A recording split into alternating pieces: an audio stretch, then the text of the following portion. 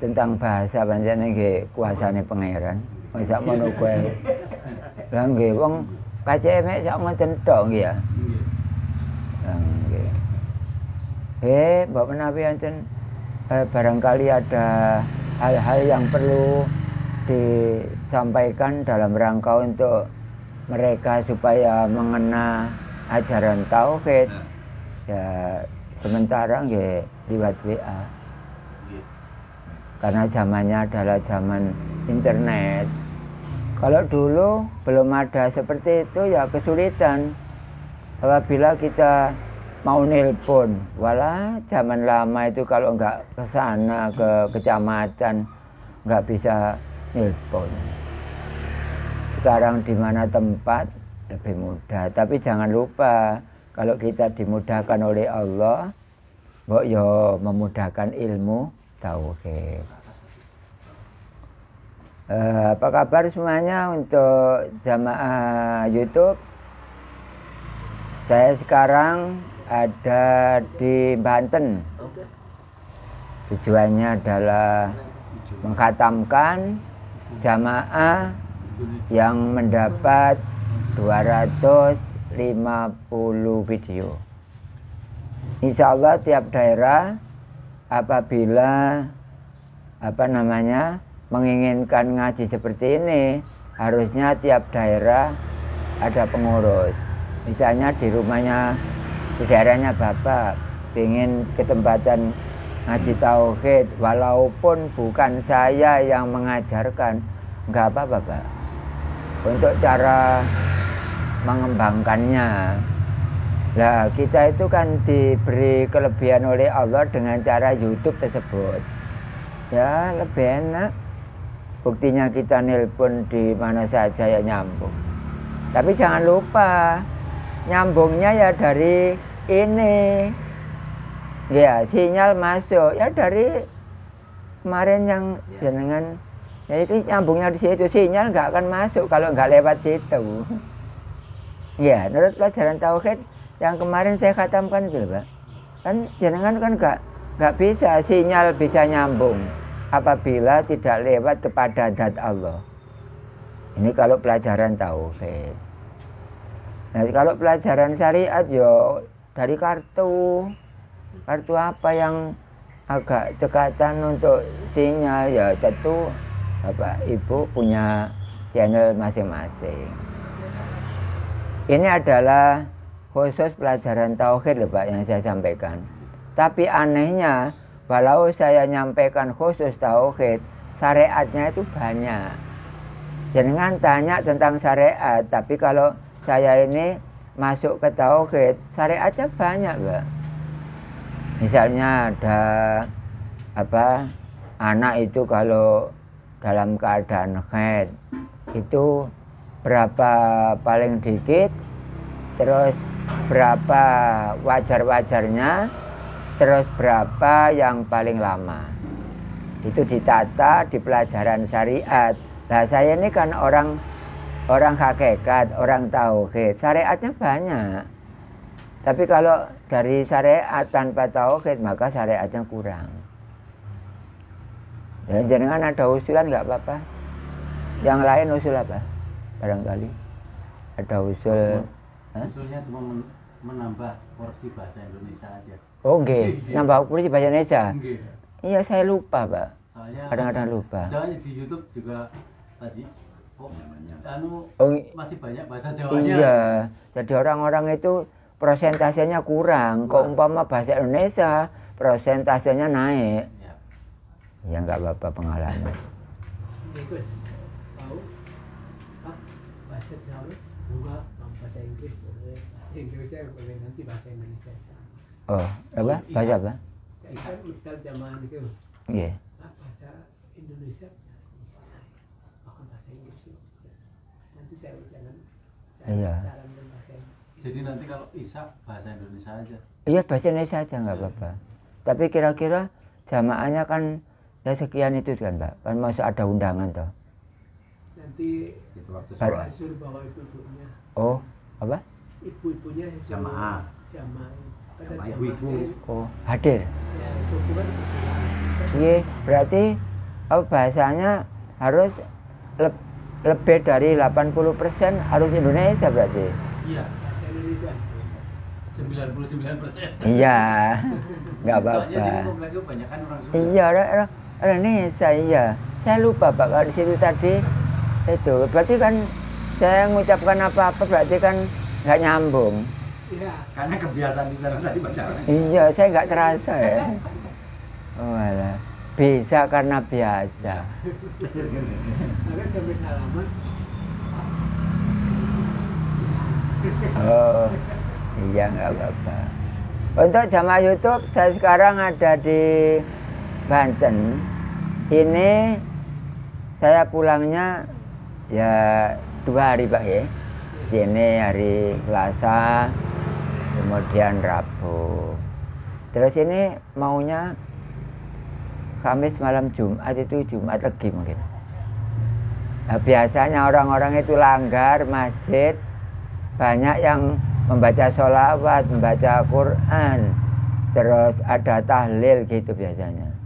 Ini kalau kebiasaan di tempat saya sana, terutama orang-orang yang seneng apa Pak, ziarah, ziarah ke di sana kan dekat dengan para wali kan, termasuk kan Sunan Ampel. Nah, Sunan Ampel itu adalah Sunan saya anggap tua lah. Kalau Sunan Bonang itu adalah anak dari Sunan Ampel. Itu makrifat. Kemudian punya murid namanya Syekh Siti Jenar. Dan juga punya murid yang terkenal adalah Sunan Kalijogo. Dia makrifat. Dia itu adalah hatinya itu cerah, suhud. Kalau suhud apa artinya? Kalau suhud itu ya menyaksikan. Saya bersaksi bahwa tiada Tuhan selain Allah. Ya melihat Pak. Melihat. Alhamdulillah jenengan sudah 40%. Tadi malam saya kasih makrifat. Nanti tinggal zakat, puasa, haji. Iya, jenengan belum. Nanti kalau saya pulang jenengan harus 100% nurut perkiraan saya. Adapun nggak sampai 100%, yaitu hasilnya jenengan sendiri. Misalnya saya mengkhatamkan ya, terus keterangannya saya sudah maksimal mungkin. Tapi jamaah bila mana marifatnya kurang, ya itu dari Allah sudah ukuran itu. Ukuran. Makanya jamaah saya pesan yang sudah makrifat jangan sampai meninggalkan tauhid. Karena ada pertanyaan macam-macam, orangnya pandai bertanya tapi sayang gak bertauhid. Lah sampean pandai bertauhid, ngerti tauhid, tapi nggak bisa argumentasi. Nah yang enak bagaimana? Yang enak itu ya supaya setelah makrifat itu ngaji lagi. Buktinya saya setelah makrifat ya ngaji sampai 9 kali khataman. 9 kali khataman. Apa? Itu Pak, jadi usulnya Bapak sudah saya terima. Yang satu adalah menggunakan bahasa Indonesia. Oke. Yang kedua, saya harus adaptasi dengan lingkungan. Adapun jenengan selaku jamaah, ya harus fastabikul khairat, berlomba-lomba untuk mencari kebaikan. Satu. Yang kedua, al-amru bil ma'ruf wanha anil mungkar. Jadi kita harus memerintahkan kepada teman-teman yang belum mengenal terhadap pelajaran tauhid ini. Adapun mereka diajak kok nggak mau, ya nggak apa-apa, kita harus sabar. Karena nggak semua orang diajak mendalami ilmu mukasabah seperti ini lalu orangnya pasti mau, belum tentu. Malah kadang-kadang jadi musuh jenengan. Jadi musuh atau bisa debatan lah. Minimal debatan biasanya. Tapi insya Allah barangkali ada jamaah YouTube atau tapi yang negatif loh ya, bukan jamaah YouTube yang positif enggak. Itu seandainya ada orang rewel terhadap tauhid, kemudian orangnya pandai berdebat, pandai argumentasi, ya saya lawannya. Makanya saya juga mikir, ini jamaah besok itu kalau saya tinggal mati di mana? Yang bertanggung jawab lebar seperti ini beratnya nggak karuan. Berat Pak, tanggung jawab seperti ini tauhid itu ya. YouTube saya itu disemak oleh para ulama misalnya. Kelihatannya diam-diam saja, tapi dia itu melihat dari jauhan. Ada yang melihat, tapi betul-betul ngaji. Akhirnya nyimak, lalu didalami atau dicatat. Ada yang nggak seperti itu. Ada yang mencari kesalahannya. Kalau mencari kesalahannya lalu argumentasinya akhirnya ibarat eban itu digembosi. Itu orang-orang yang negatif. Tapi kalau jenengan orang YouTube kan ya enggak gitu ya. Enggak seperti itu. Ya monggo barangkali ada usulan lain-lain yang perlu disampaikan mumpung saya masih ada di Banten seperti ini. Tidak apa-apa karena saya hadir itu memang untuk wa ma arsalnaka illa rahmatal lil alamin. Pernah dulu Pak saya ke Sampit, tapi bukan ngaji tauhid.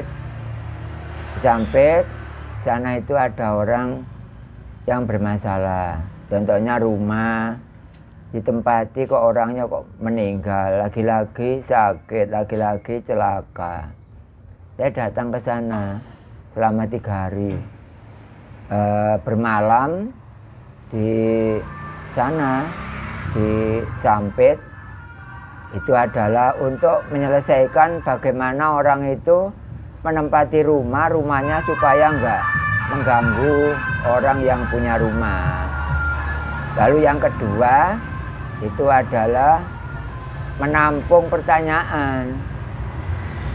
Ada orang ingin bertanya. Yang ketiga, ada orang lumpuh, sakit lumpuh, kemudian mencoba saya syariati, ternyata sembuh. Tapi niat saya nggak seperti itu. Ya bagaimana orang nggak tahu Allah, saya didik supaya tahu Allah. Tujuannya cuma itu toh. Makanya kalau Bapak Ibu kadang-kadang ada orang pertanyaan, Gus Umar itu ikut partai apa, ngapain, tanya gitu. Iya. Oh, gak ada partai-partaian, tapi tetap mendukung program pemerintah. Ya, dukung program pemerintah. Dan saya ini adalah milik publik memang, Mbak. Milik publik, tapi dalam hal akidah. Karena akidah dia tahu itu.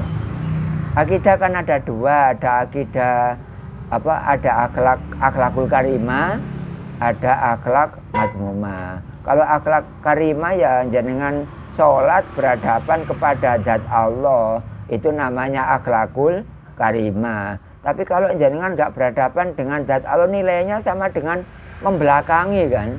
Nah, kalau membelakangi orang apa? Kalau kita berhadapan dengan zat Allah itu adalah tata krama, sopan santun, akhlakul karimah. Nah, kalau membelakangi namanya apa? Kalau membelakangi, ya kebalikan dari sopan santun apa? Ya nggak sopan gitu ya. Nah bahasanya ya nggak praktis. Kalau gitu itu. Yang praktis apa? Untuk bahasanya orang yang Jawa maksudnya. Cemburu. Ya. Kalau di tempat saya ya kurang ajar. Jadi saya dulu pernah kurang ajar kepada Allah. Karena tahun 84 ke bawah saya belum tahu Allah. Terus ngaji 84 sampai 86. 86 itu saya baru makrifat. Terus berhadapan dengan zat Allah. Jadi tata krama saya menghadap Allah itu mulai tahun 1986. Sebelumnya saya kurang ajar kepada Allah. saya. Nah, kalau orang banyak ya sama gitu. Sekarang jenengan sudah makrifat, kok bisa ketemu saya di YouTube? Sedangkan orang saya sendiri, orang yang dekat dengan saya, teman atau keluarga yang ya mungkin tempatnya ada, belum tentu bisa juga ngaji.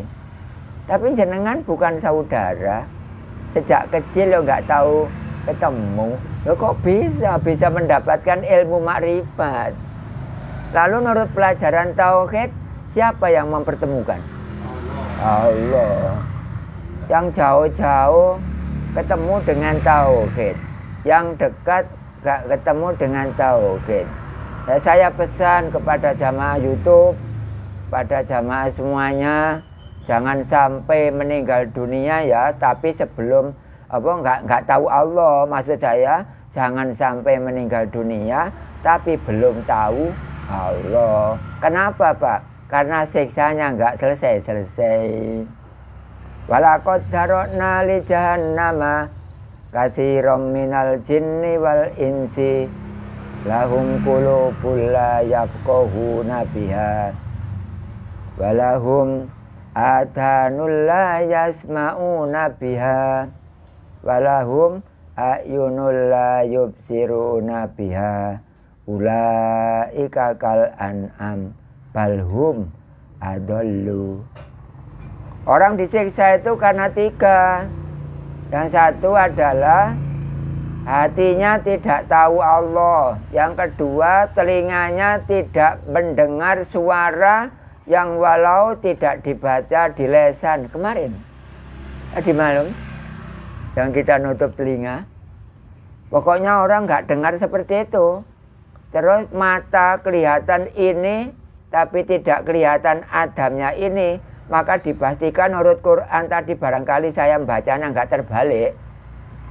Tapi maksudnya kan nggak mungkin terbalik tetap.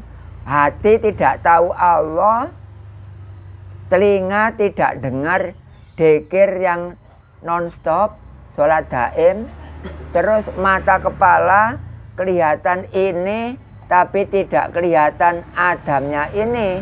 Menurut Al-Quran, maka orang itu akan mendapat adab di akhirat besok.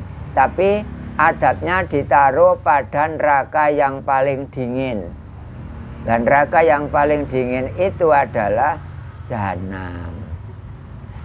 Ya, kira-kira jenengan setidak-tidaknya milih yang mana? Oh, yang paling ringan itu jahanam kok. Siapa yang masuk di situ? Orang yang hatinya tidak tahu Allah. Mata kepala kelihatan benda, tidak kelihatan hilangnya benda. Dzikir yang walaupun tidak diucap di lesan, dia atau mereka tidak dengar, itu pasti mendapat adab. Dan Quran gak pernah bohong. Yang bohong itu orang-orang yang tidak bertauhid, sehingga kebohongannya nampak. Alladzina yu'minuna bil ghaibi. Dikira ghaibnya itu Allah, padahal Allah itu Hakul Mubin. Nah, Hakul Mubin dibilang gaib, kira-kira bohong apa enggak? Tak bohong. Bohong ya mono yamin kamari mati. Kelempit arti itu bumi. Akhirat itu bisa dilihat sekarang. Ngapain tunggu besok? Kita kan orang-orang yang nggak kenal tauhid kan. Bisa Pak dilihat? Bisa. Makanya saya berani bicara. Karena akhirat itu dilihat sekarang itu kelihatan. Tapi jangan lupa harus bisa melempit atau memperkecil bumi. Dilempit. Nah, ngelempit itu tambah lebar apa tambah sempit? Ya dunianya jangan sempitkan. Jangan luas. Innallaha wasi'un alim. Sesungguhnya Allah itu dat yang luas. Enggak bisa diukur gitu loh dengan luasnya. Tapi orang-orang kan ngomong dong ya. Allah itu luas. Innallaha wasi'un alim. Tapi ngomong dong. Bicara dong. Nggak tahu luasnya bagaimana. Nggak tahu. Kita lanjutkan ya.